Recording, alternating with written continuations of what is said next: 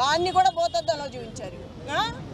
ఒక మహిళని ఇలా చేయడం ఫస్ట్ టైం మీరే చూస్తున్నారుగా, ఒక మహిళ మీద ఇలా చేయటం. దీన్ని గెలుపండ్రు.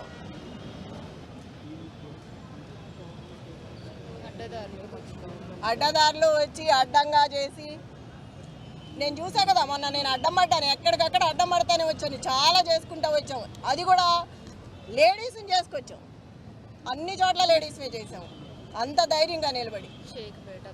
షేక్పేట లలిత గారు, యూసఫ్ కూడా బోరుబండ మొత్తం నేను. నువ్వెక్కడ? షేక్పేట. తన్నారు, రక్తాలు గారేటట్టు గుద్దారు, ఇష్టం వచ్చినట్టు చేశారు. దీన్నైతే గెలుపనరు. చివరికి నేను చెప్పేది ఏంటంటే, నైతికంగా నేనే గెలిచాను.